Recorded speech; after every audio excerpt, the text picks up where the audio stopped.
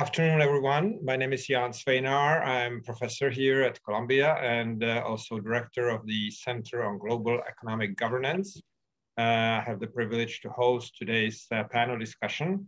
Welcome, everybody. It's obviously a very difficult, trying time in which we are covering a topic of utmost importance. The whole world is following what's going on, and it's a pleasure to have a really elite group of experts with us this afternoon. We'll start with Professor Tania Babina, who is a professor at the business school here at Columbia. She is from Ukraine and has, with several colleagues, written a number of important policy pieces. So she'll be able to fill us in directly based on what's going on from her perspective and what they have done in their research. We'll follow with Professor Richard Betts, who is the Leo A. Shifrin Professor of War and Peace Studies, and he's also Director Emeritus of the Saltzman Institute of War and Peace Studies here at Columbia University. Then we will have Professor Joseph Stiglitz, who is the University Professor here at Columbia and is the 2001 Nobel Prize Laureate in Economics. They will each provide a set of introductory comments. I will then join with my comments after them.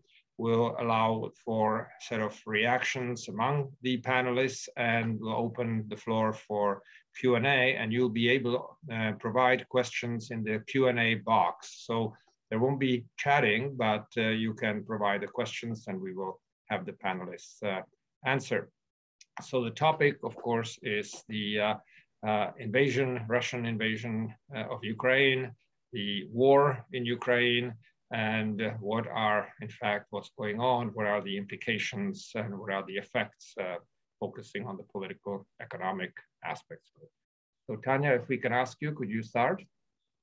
Awesome. Thank you so much for having me and for everybody to participating in this very sad, close to my heart topic. As Jan mentioned, I'm originally from Ukraine. I grew up there, did my undergrad in economics in Kharkov. You might have seen what's happening in Kharkov now. I can confirm that it's very tragic, and so many friends of mine are sleeping in subways. So this is real. Today, I want to focus on something that is maybe not very well understood. And colleagues and I, as Jan mentioned, several economists have been putting out policy pieces. We have several. If you are interested, please find me on LinkedIn, and we mainly post them there. For example, topics includes such as why and how the West misunderstood Putin's strategy, and why things that are being done on policy front are not necessarily going to work. Another piece we've done is arguing that it's imperative that the West stops buying Russian energy, because that directly funds, killing of innocent people. So policies like that from what we can see. Now, today I want to talk about a very important misunderstood fact that many Russians, now more than 70%, support war of Putin in Ukraine. And I'm going to tell you this through my own personal history of my family. And because, people say it's a Putin's war, and obviously he is the mastermind evil person here. But I think without Russian people understanding what's really happening, it's very difficult to change the direction, if you will, from being completely devastating to Ukraine and some, other countries in the West if he wins Ukraine. So my family, I grew up in a small town in Donbass, near Donetsk, and my family moved to Donetsk, built a life there, and 2014 happened, and you might or might not remember, Russians invaded the East and shelled innocent people. And my family had to flee. They were refugees. They went to Kiev. But the interesting thing is that on the first day of invasion, my mom's very good friend that she was friends for decades and lived in Moscow, educated woman, called my mom and said, "I'm so happy we're finally going to liberate you from Nazis. We know that they've been killing Russian people. They've been, doing all kinds of awful things to Russians. So we're so happy to liberate you." And my mom was in complete shock because that is just not what's happening. Now, 2 weeks ago, when war started, so my family went to Kiev, started their lives there. And 2 weeks ago, the Putin invaded, attacked Ukraine in a most awful way. And the tragedy of it is that now the same pretense is being used by Putin to invade Ukraine. We have so many friends in Russia who, when my mom sends pictures of what's going on in Ukraine, they say it's a lie. We're helping Ukraine to clean up Nazism and to help our Russian people not to be killed by the Nazis that live in Ukraine. And this is, more than 70% of people in Russia. I want to bring this up because I think without the masses of Russians understanding what's actually going on, I think the more positive turn of events where the war is stopped is not going to happen. And my personal opinion is that, because this is a talk about political and economic implications of Russia war in Ukraine, I think it's very important to be clear what are the possible outcomes when we think about these political and economic implications.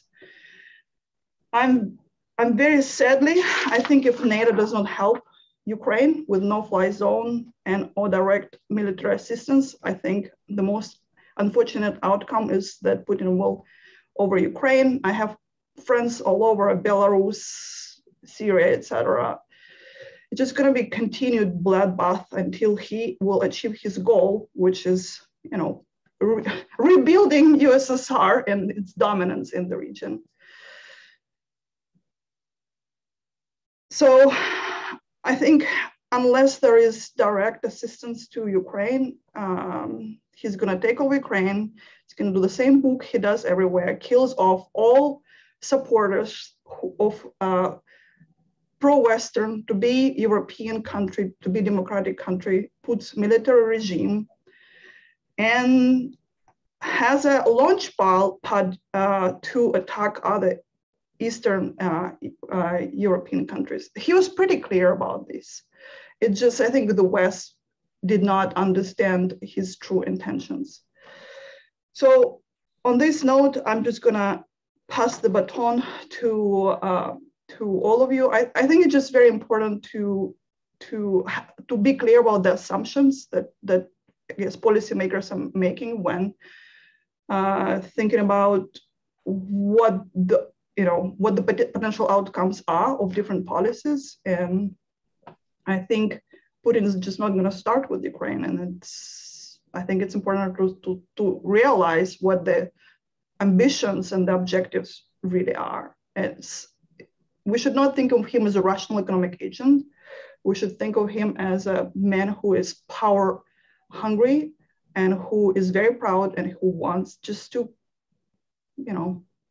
rebuild the glorious times when Russia dominated many more countries. Thanks. Thank you for the introductory remark, Tania. Those are very effective remarks. And indeed, I think you're pointing to a very important point in the sense that it's only now that people are beginning to realize how effective Putin's propaganda has been domestically, that indeed large swaths of the Russian population believe his side of the story rather than this type of news that we're getting in the rest of the world. So let me pass it on to Richard Betts. Richard, what's your view on what's going on and what are the implications? Well, I'll say a little about the potential outcomes, and then just at the end, maybe a few words on the possibility of escalation to a wider war, which I think is low, but very consequential. And I just start with two general points. It seems to me this is a pure tragedy, the classic model of a tragedy, a lose-lose situation. It's hard for me to see an outcome where there's any good result for either side, no matter who comes out with the edge. And secondly, I don't have any confidence in predicting the outcome. It seems to me that there are plausible paths to any of several radically different results, although the probabilities do differ. The best possible outcome is the least likely, and that's a complete Ukrainian victory.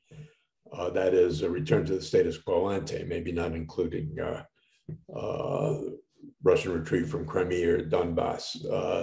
It seems to me this is very unlikely because it depends on a revolution in Moscow. And I'm not an expert on Russian politics, but I see very few experts suggesting that possibility. And the worst possible outcome, I think, is the medium probability, and that's a complete Russian victory, gradual conquest of the whole country, installation of a pro-Moscow government, and making withdrawal of Russian military forces contingent on the neutralization of Ukraine and some of the pre-war Russian demands. I mean, this would be very costly for the Russians. Ukraine is a huge country, and the costs of doing that would be very high, even if the Ukrainian military more or less collapses. But in the face of a rude disappointment, which I think is what the Russians have faced so far, about how easy this venture would be, should we expect them to back off or to double down? I would bet more on the latter possibility, although that could lead to compromise too. But for a more or less Russian victory, they would need a lot more mobilization, a longer campaign of attrition, and a lot of brutality. But it's not totally implausible because Western economic pressure could falter. There could be divisions emerging in the West as some of the countries gag on the overwhelming number of refugees and a lot of the economic side effects that may be yet to come. And we're now conducting an experiment, in a sense, to test the effects of international economic interdependence on war and peace. And to which side does it give an edge in coercion? Now, clearly the West has an advantage in that sanctions hurt Russia more than they hurt the West, but Russia has an advantage in that it's likely going to be willing to suffer more than the West is. As the Russians tighten their belts, deepen their alliance with China, maybe believe they can wait out Western indignation while the West tires of energy problems, expenses of various sorts, disruptions, and so on. But between those two best and worst outcomes, I think is the most likely outcome, and that would be either a compromise settlement or an inconclusive, prolonged instability, guerrilla warfare of some degree within Ukraine. Compromise settlement, there are various hypothetical possibilities. For example, one might be a division of the country more or less along the line of the Dnieper River, turning the situation to something like East and West Germany or North and South Korea during the Cold War. And with Moscow entertaining negotiations for neutralized, submissive, but a reunited Ukraine, making that contingent on those demands, and a long diplomatic back and forth. This would probably be accompanied by significant NATO military buildup, significant in symbolic terms, probably not so significant in real substantive terms. Beefed up tripwire forces in the Baltic states and Poland, and other gestures that go along with that. In other words, giving Putin exactly what he said he was trying to prevent. The alternative of guerrilla war, which some people have been talking about, maybe it depends on what kind and how much.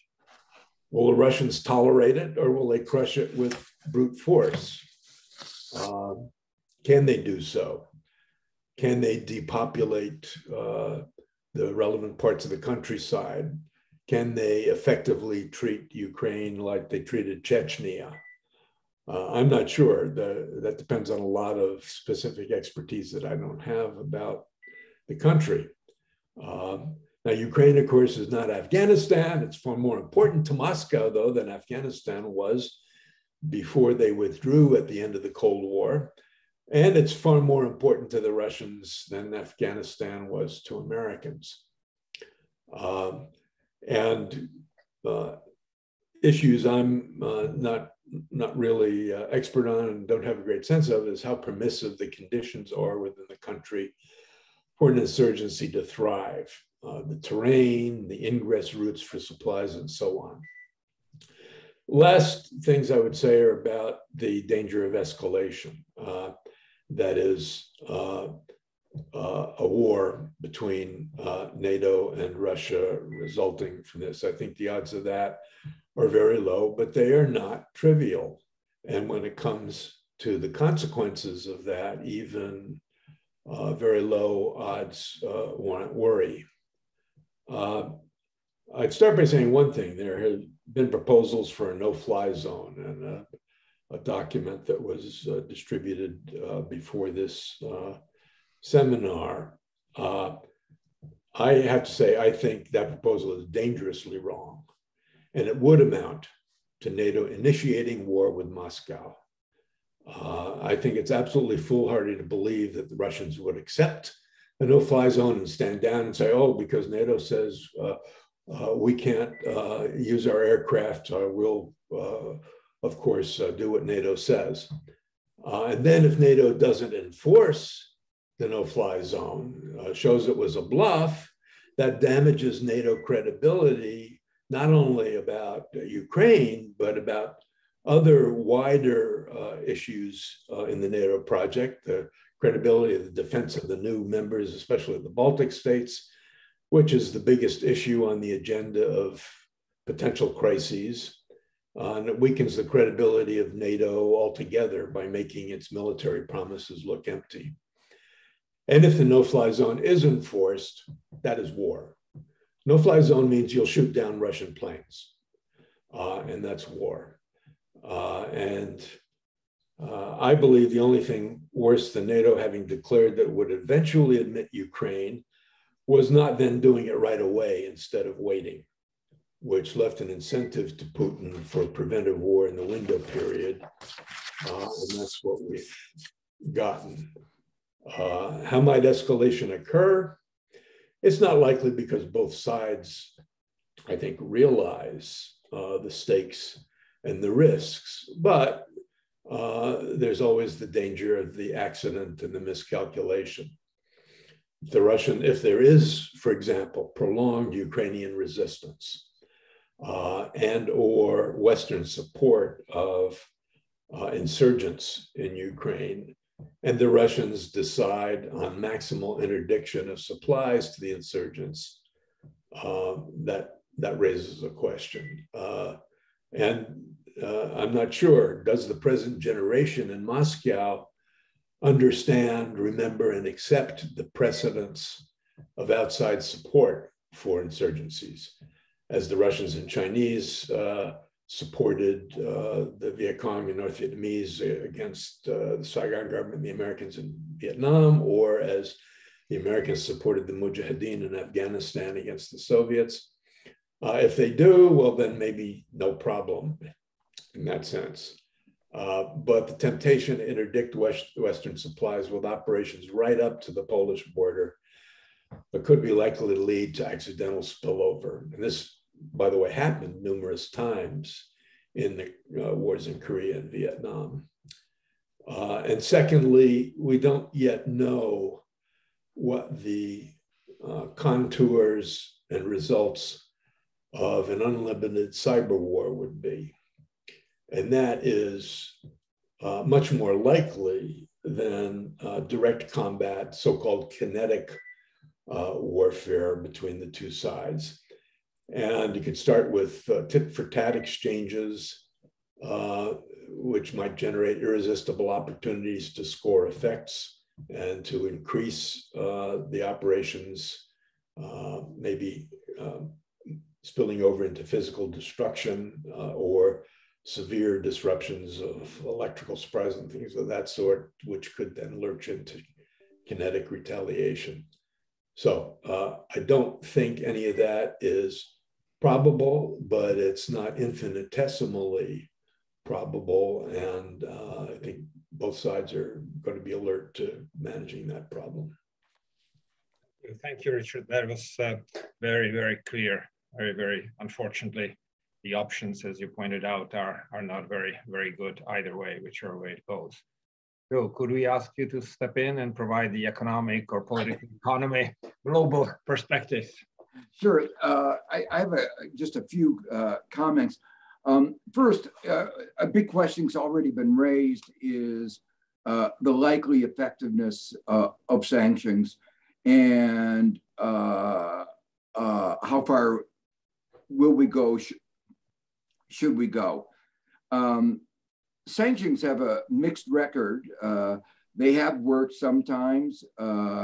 They worked, I believe, in South Africa.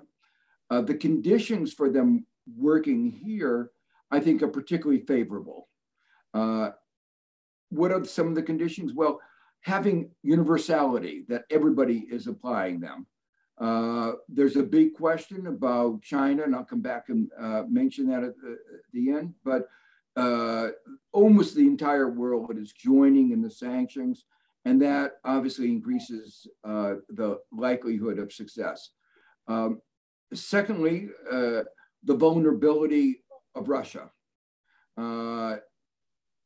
It's hard to believe, and this is related to the third point I'm going to, which is the relative vulnerability of the US and the West to the cost to them of imposing sanctions. It's hard to believe 30 years after the end of the Cold War, where we thought of Russia as such a power, that Russia is an economy roughly the size of Netherlands, a small European state. It is a primitive economy. 70% of its exports or so are natural resources. It doesn't really make very much of its own. It depends very highly on the West for almost everything. And there's been an asymmetry. They have not been really very absorbed into Western supply chains. There are a few products, there are a few interruptions right now, but as far as I've heard, almost all the cases where there is an integration in global supply chains, they could, the companies could find alternative supplies relatively quickly. So there's a real asymmetry here of the impacts, much likely to be greater on Russia than on the West. Over time, Russia will be able to adapt in certain areas. If we cut off, if Unilever cuts off soap, they can make soap. But they're not going to be able to make advanced chips anytime soon. So I think it is important, and here I agree very strongly with Tania, that we ought to have maximal economic sanctions imposed as quickly as possible with the objective of disrupting their economy and their society as much as possible. So some of the things that we've done have been deliberately trying to destabilize their economy, withdrawing, credit cards, Master, Visa. They could eventually set up their own transaction platforms, but that will take time. Blocking the reserves has a good chance of undermining confidence within their country. I've been very surprised at the strength of the response of corporations in the West in withdrawing their investments from Russia. So I'm optimistic that we will be able to actually have a significant economic impact. I agree with those that say that we ought to cut off oil and gas. That is the major source of income.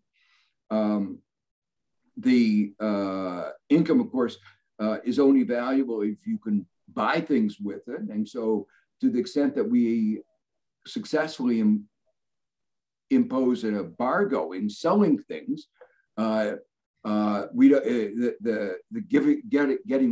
stopping the revenue is not as important. But there's going to be leakages. And I think this is one of those where part of what we're trying to do is weaken the economy in every way we can, recognizing that there are going to be leakages in the sanctions, and cutting off oil and gas, I think, is an important step. Many in the West worry about the politics, higher oil and gas prices. I think there are a couple of responses. You've read about this. I've heard about it somewhat more directly, but we're trying to get Saudi Arabia, Venezuela, some of what is going on in the Iran negotiations. There's a big effort to try to find alternative sources, some of the gas in the Gulf. So that's one thing. Secondly, this is the time to cut it off because it gives them until next winter in Europe to restore the supplies before winter. Thirdly, I've suggested that we ought to have a variety of forms of soft price controls on gasoline and other oil prices. The form that could take is to say, for instance, most of the major oil companies depend on their own reserves for their production. And so they're just enjoying huge profits as a result of the high oil prices. So I would say, this goes back to what we had in the 70s, huge excess profits. So I would say to them, to the oil companies, you can increase your prices in tandem with your actual costs, including your price of acquired oil based on your purchases earlier, but not on the basis of current market prices. And if you do that, we're going to have an excess profits tax of 90% or 110% to discourage those high prices. So I think we can steer our economy in ways that at least mitigate, this is just one example, of mitigate some of the adverse effects on our economy. There are just three other points I want to make very quickly. The first is I think we ought to reflect a little bit about the transition from communism to the market economy. You were engaged in a lot of the discussions on that, and you and I had a sense that we mismanaged that in Russia. Shock therapy. We believe that somehow if we made a privatized, liberalized, did all those things, that would lead to a democratic government. We paid no attention to civil society. We paid no attention to democratization. We thought would follow privatization and liberalization. I always thought that was cockamania. And I think we're now bearing the fruit. And those who advocated those kinds of policies, I think this is clearly evidence of the failure. And of course, I have to say that within the Clinton administration I was in, we had intense battles over this issue. And I was on the right side, I think, and I won't mention who was on the wrong side. The third comment I want to make really picks up with what Tania said, the extent of information and misinformation and disinformation in Russia. But we have a problem in the United States. You know, a significant fraction of the Republican Party believes that what happened in the insurrection on January 6th is just normal political discourse. And I think it is imperative that we address this issue of mis and disinformation and the broader set of digital harms.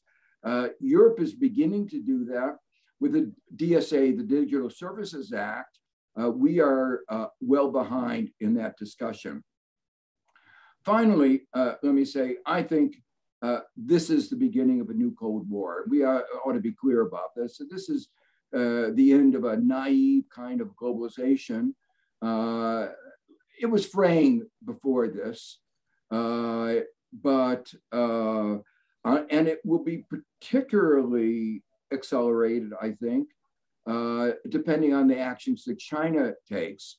And we've heard two differing statements from its foreign ministers saying that they are standing side by side with Russia, and President Xi, according to some reports, who has been urging Russia to move towards a ceasefire. And we know in that debate who has more power, President Xi. But clearly, if China undermines the sanctions, it will accelerate the global divisions and accelerate and redefine this new Cold War, a different kind of Cold War. The previous one had a panache of ideology. This is a much simpler one. It's authoritarian versus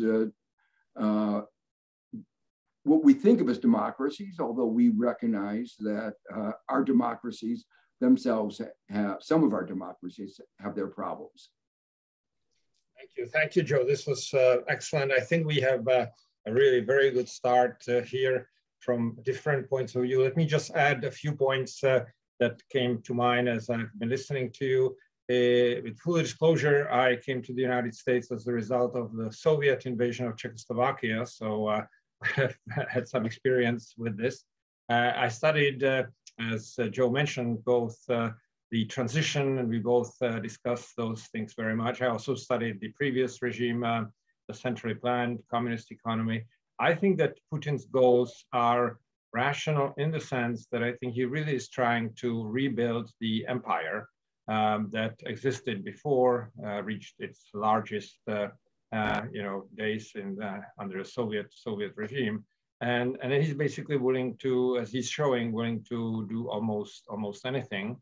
I think the propaganda and disinformation is very important. I think there is also an issue that a number of Russians somehow historically think that Ukraine was part of Russia. Solzhenitsyn, the very critical writer, was telling the Ukrainians when they were creating their own country, don't do so, stay with us, and so on. So it's a complicated thing because we now have Ukraine as a totally independent country. Its borders guaranteed by the 1994 declaration in Budapest, in which the United States, Britain, and Russia told that the integrity of Ukraine's borders are assured. So this is a real tragedy in terms of the outcomes that we see here. And I think that Joe has mentioned, all the sort of pros and cons of how things could work. I think that really in addition to what Dick Richard mentioned in terms of the possible scenarios, some of which are militarily very demanding, I think China's roles will be crucial. I think if China allies itself with Putin, it's going to be a big division of the world politically and economically. 30 years ago, China was not yet technologically as advanced as it is today. Today, it's very advanced. So Russia could be the supplier of resources, which China needs very much. And China could be the supplier of modern technology, which the Russians have been buying from the West. And if this alliance happened, I think that would really create a major, major issue for the West. And there is this fact that the local sort of geopolitical goals, Putin's with respect to Ukraine, China with respect to the South China Sea, Taiwan, and some of the islands, is of course sort of going in that direction. So it is, I think, going to be a major task for US and Western diplomacy to keep China not aligned with Putin. And I think that otherwise the effectiveness of the sanctions can really work. There are some points that one has to take into account. For instance, as I understand it, Russia produces something like 70% of world nickel supplies. And without that, green technology, and so on is very, very endangered. So Russia is not without leverage in many respects. So let me just mention this. The other thing I was wondering, and this is more for Richard, as I understand it, some countries like Poland are supplying not only sort of standard war material, but also fighter planes. And if this really happens, and if it were to happen that the international legions that's being formed has fighter pilots or ex-fighter pilots who could effectively fly these modern fighter planes, and therefore there would be war in the air, not NATO caused directly, but NATO in some sense caused by supplying the war material and the volunteers who happen to have the training that would be, top pilots. Would you like to react to this? Maybe we'll do one more round and then we have the Q&A. Tania, would you like to start? Yeah, I just want to take the argument of sanctions one step further, which is what exactly you think they will achieve and how? Because I think the implicit assumption is that it's going to be painful. It's going to be painful economically for Russian people. It's going to be painful for, oligarchs. It's going to be painful for Putin in terms of just not having as much money as they had to. But, Russian people are more idealistic rather than materialistic. If they are told that we are saving Ukraine from Nazis, at heart, they're thinking that we're doing the great thing. So they can bear a lot of pain, if you will, economic pain, to do something good for the world. So I just wanted to bounce this back to Richard, Joseph, and Jan. What is the end goal here in terms of sanctions in your mind? I think Tanya's right on that. And I'm not an expert on sanctions, but my impression over time has been that they are much better at imposing costs and posing lessons for third parties than they are in coercing the targets of the sanctions to change their policies in the way that those imposing the sanctions had wanted. But we'll see, as we heard, the power of these sanctions may be much greater than the norm for all the reasons Joe Stiglitz mentioned. Now, Jan, you asked about planes. I think a lot depends on the specifics, which I don't know about. For example, if Ukrainian pilots fly the planes, it makes a big difference. If you're talking about foreign pilots, that's a different story. But I think you need to find out a lot more about the technical details about how soon these planes could go into service, what bases they will have to operate from within Ukraine by that time. I'd be surprised if the Russians haven't closed down those bases and cratered the runways, at least by that time. And there are the other issues about how to deal with the poles and the backfilling of the X-16s and all. But if the planes could be used effectively, I think we could get away with that, and it might make some difference. But those planes must be pretty old if they go back to the Cold War. And I would have a lot of questions about the logistical support that's feasible for them within Ukraine and so on. But if they can figure out a way to do it, worth a try. Can I just say, I think on the sanctions, I think there are three categories of effects of sanctions that are being thought about. One is making the elite for whom Russia has been very successful, the oligarchs, and who sought for 30 years to get integrated into the global economy, to make clear to them that this is that unless Russia ends this invasion, they're going to be condemned to live their life in Russia. And the fact that that's not where they've chosen their revealed preference, where they want to spend their time and their money is the West. So I'm exaggerating, but in some ways, there is a hope that these people will have some influence on Putin and the other decision makers. The second is obviously the broader popular discontent, and it's probably, Tania is probably right. First of all, under authoritarian government, they don't have much influence, and many of them may think that they're being very noble about what they're doing. But the third effect is that if you're running a war, you have to have an economy that's functioning. And during World War II, we succeeded in restructuring our economy to make it a very well-functioning war economy. It was a big effort, but we succeeded.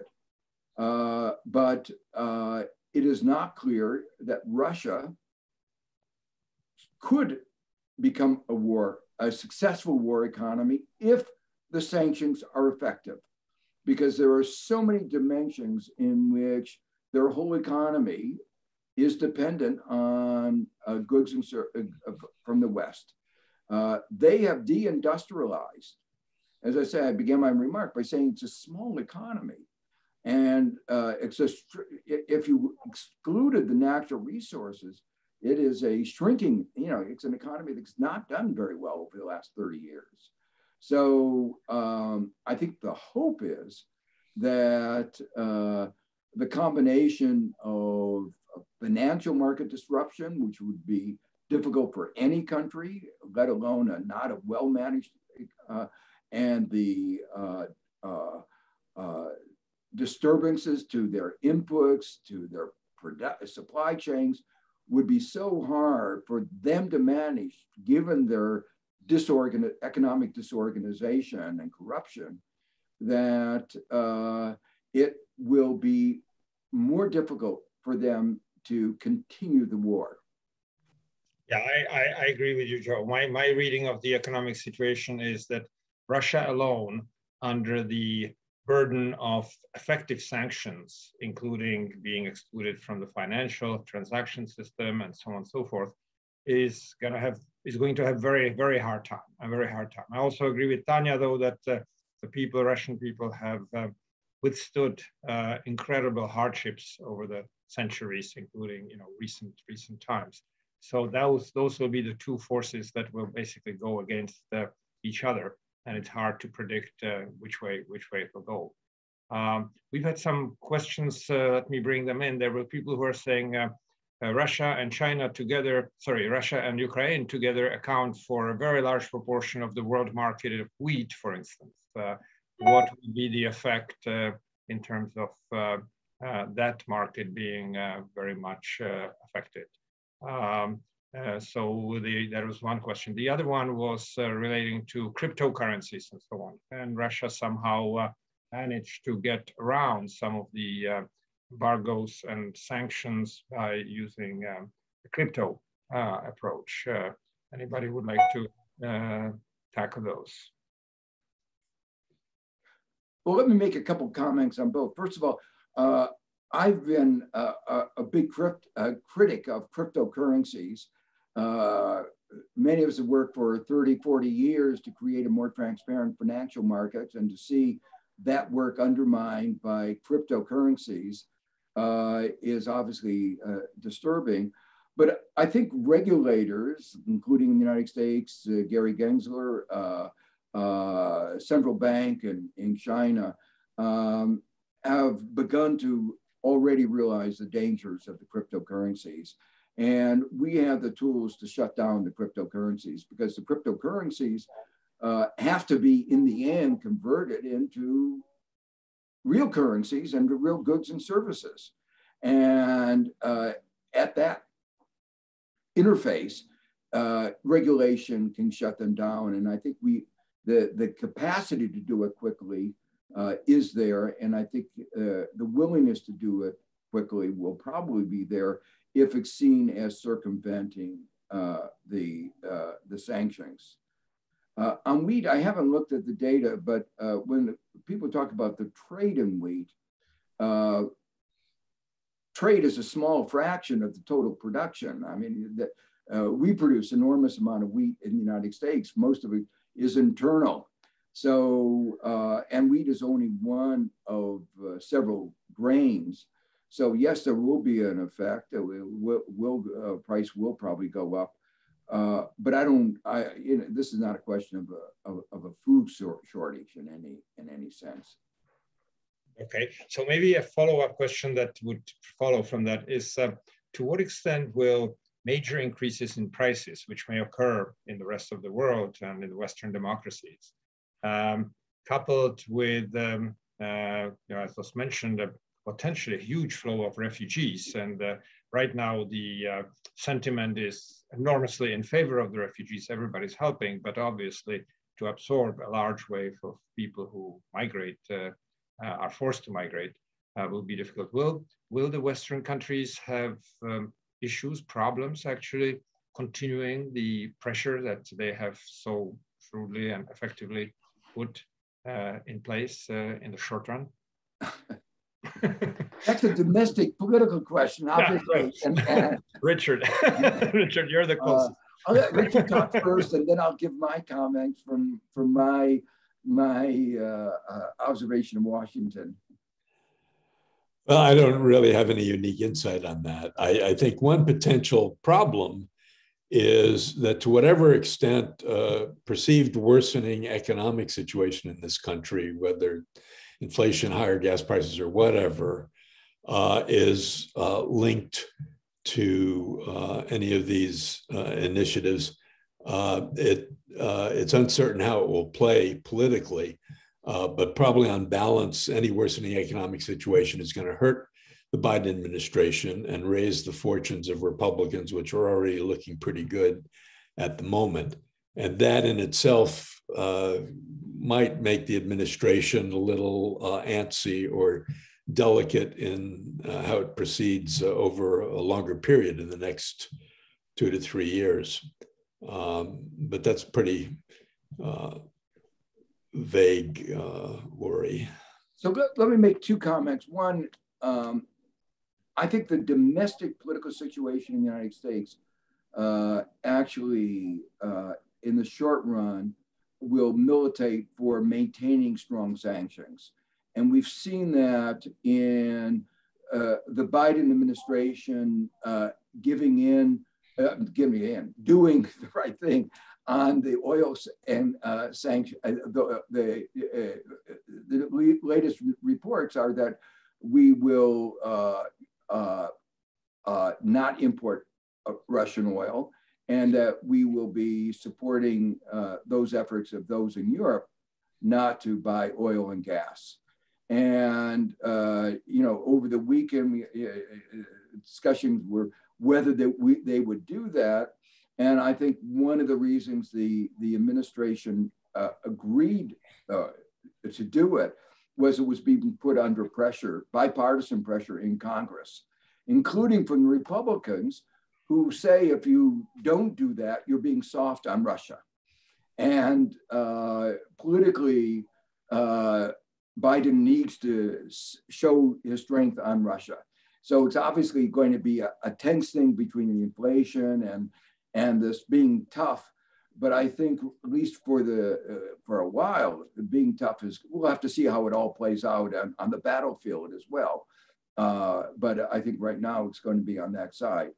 I was in a lot of discussions on the issue of inflation before, 2 weeks ago. Yeah. And the broad sentiment at that point was the concerns about inflation were exaggerated, that 7.5% is nothing like the kind of inflation that we had 50 years ago. And the economic circumstances that converted the inflation that we had 50 years ago into an inflation wage price spiral just don't exist today. Just to give you one example, we have globalization today. Another example, unions were very important in the 70s. In the private sector, they're about 6% of the labor force. Very hard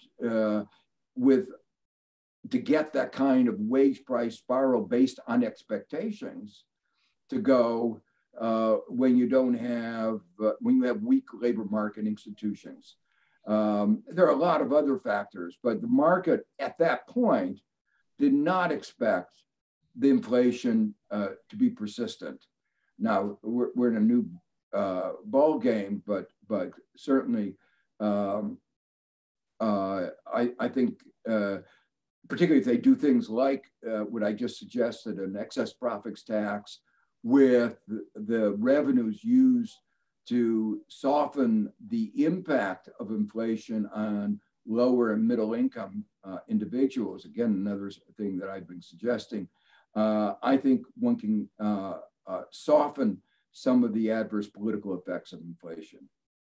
Yeah, I think you're absolutely right, and the labor market really, indeed, is very different. The unionization rate in the U.S. has gone down from 30%, over 30% after World War II, to down to, as you say, 6% in the private sector. It's a very small percentage, indeed. Yeah. We have a few minutes left. Would anybody like to bring in any other consideration, any other issue in terms of what we can expect? Obviously, this is a situation that I think Richard described the best. So lots of uncertainty. There are many, many options, and obviously which one will play out is yet to be determined. The one thing that is incredible is the resolute response of Ukrainian people, which I think has been underestimated East and West. That just was not expected, and is a new card that's being played, and everybody's adjusting to it. I just want to say something that, Jan, I think you mentioned, and there are some questions in chat about this, which is very important thinking going forward, which is China. China is Russia's biggest trading partner.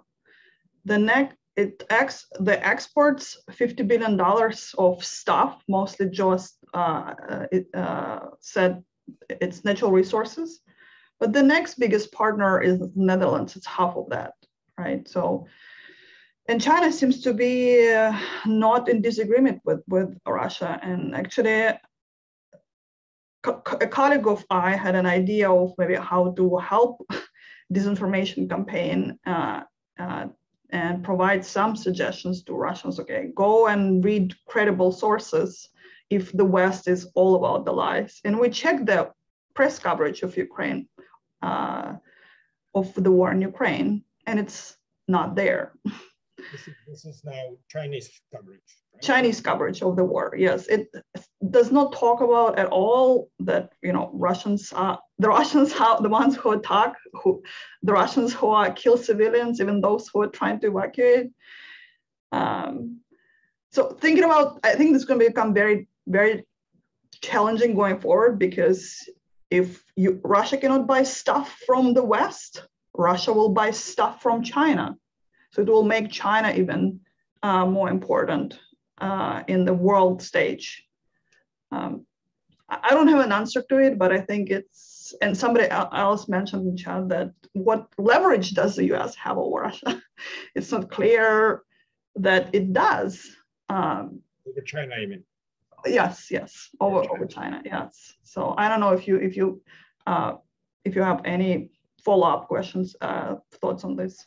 Well, let me say, I think that we do have some leverage, because while we have been engaged in a variety of forms of trade, I don't want to say trade war, but trade hostility with China, it's still moderate.